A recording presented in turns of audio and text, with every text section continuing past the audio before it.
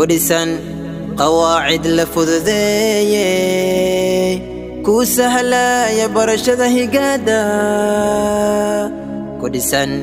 قواعد لفذذي. عليكم ورحمة الله وبركاته. ولا خالي أكو سنوات جلك أنا بك صديق أكاديمي أكو عاوينا إلى هيقادا سيفود كبرتين قرآن كريم كان يد كل أخرجت فضله هذا حسب تيسب كنا جلك قبل كان فرنسية أدو أردت المقال باسوق لنا هذا لجو جتنا فضل الشرقة مقالك سي ولا الله كان لوقف فايدستان إن شاء الله مقال كان ما توحكو خاضت دونا إن المستوى الثاني المستوى الثالث أو الجزء الثاني الجزء الثالث كتاب التطبيق وأنا منهج حسب منهج التطبيق في تعليم قواعد القراءة والكتابة كفى. عليكم ورحمة الله وبركاته. كسر مكة مقالك إن شاء الله ما توحن قاضت دونا المستوى الثالث المستوى الثالث المستوى الرابع قاضنا إن شاء الله كتبنا واقوى المستوى الثاني كم واي وأنا الجزء الثاني واي المستوى الرابع كان واي والجزء الثالث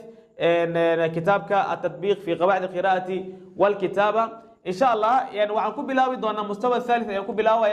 كتابك سنواكنا الجزء الثاني وحكاها الله يا رسم الحرف في الكلمة مركي عنق وكسر بحو محلها يسد لو الله حرف لسوء آخريه يسد حرف سد لسوء آخريه يعني كسر أرجني سيد عن كسر أرجني كتابك أها الله الجزء الأول سيد عن كسر أرجني عيالك إن محلها إلا برايو يعني محلها إن لو الله حرف سد لسوء آخري يسد حرفات أيوة حرفها اسكول يعني محلها اسكول دجنين أما اسكول درسنين مركي كتاب كان محلها الجزء الثاني كان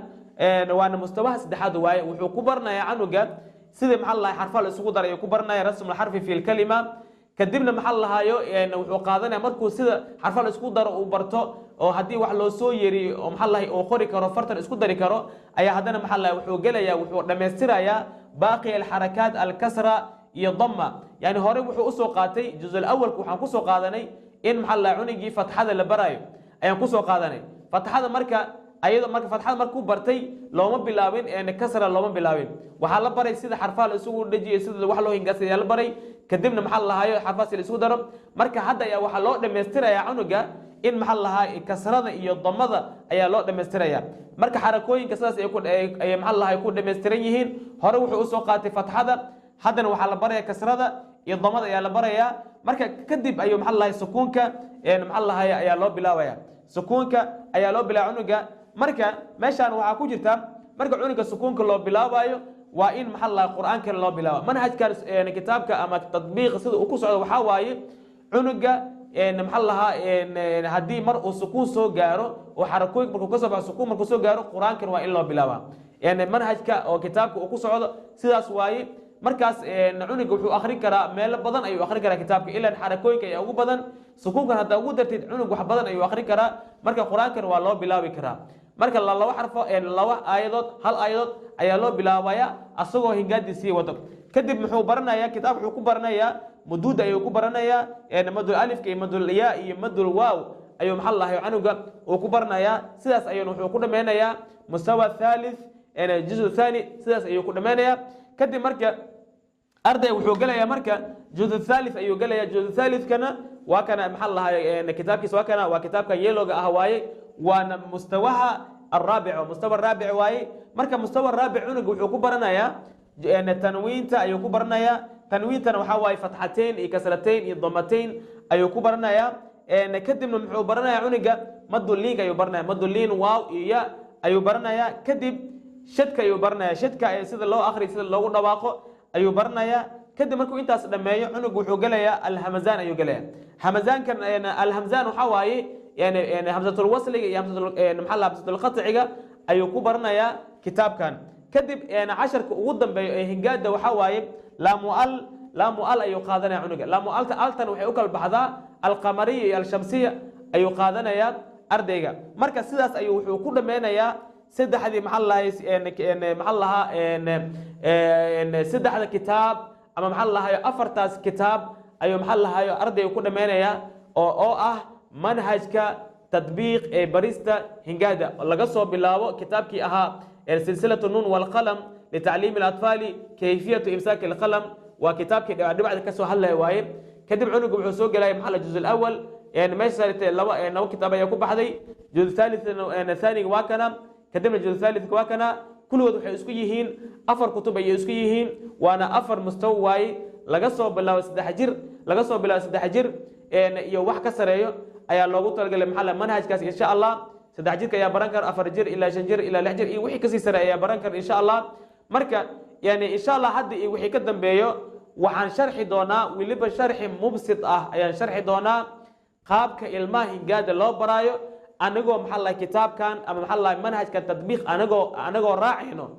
qaabka ilmaha hingaada loo baro ayaan maxaa la sharxi doonaa insha Allah sharxagaasna wuxuu noqon doonaa yani mid aan ku tababaray macallimiinta ayuu noqon doonaa insha Allah macallimiinta mid aan ku tababaray ayaan ka dhigi doonaa insha Allah sharxa manhajka tadbiiq ee barista hingaada insha Allah waana kutubadan oo afarta ah oo maxaa la aan sheegay oo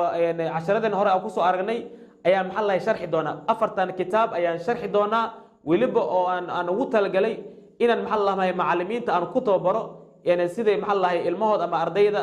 ku bar lahaayeen hingaada waliba si fudud hadda ka hor sidaad la socotaan waxaan duubay maxaa lahaa dowro ku saabsan maxaa la tababarka macalinka hingaada waan duubay waa la socotaan ninkii u baahanna wuu ka raac maxaa lahayo videoyaasha ayo maxaa lahayo ka arki kara insha Allah marka haddana waxaan duubaya insha Allah yani maxaa la dowrada labaad ee tababarka macallimiinta ayaan duubi doona insha Allah iyo barnaamijyaal kala badan oo aan idinku talagalay ayaan soo wada insha Allah marka sidaas ayaa la soconaysaan hadda waxaan dhameeyay oo kaliya kutubada yani waxay ka hadlayaan bis ayaan dhameeyay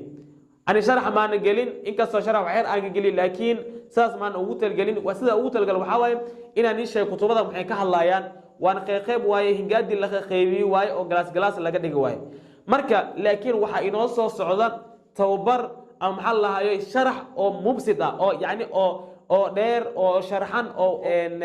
step ayaan ugu hadli doonaa insha Allah qaabka ilmaha hingaada loo baro oo aan ugu talagalay inaan macallimiinta ku tababaro taasna waxay inoo noqon doontaa dowrada labaad ee tababarka macalinka hingaad ayay inoo noqon doontaa insha Allah marka sidaas ayay idin la socodsiinaa insha Allah maxaa la isgaarsiiya si dad badan ugu faa'iideystaan wixii comment ah wixii su'aal ah isoo weydiiya share gareeya commentiga maxaa la ila soo wadaag insha Allah su'aalihiin waxaan diyaar u ahay inaan ka jawaabo insha Allah waxaad hadda ka bacdi iga fishaan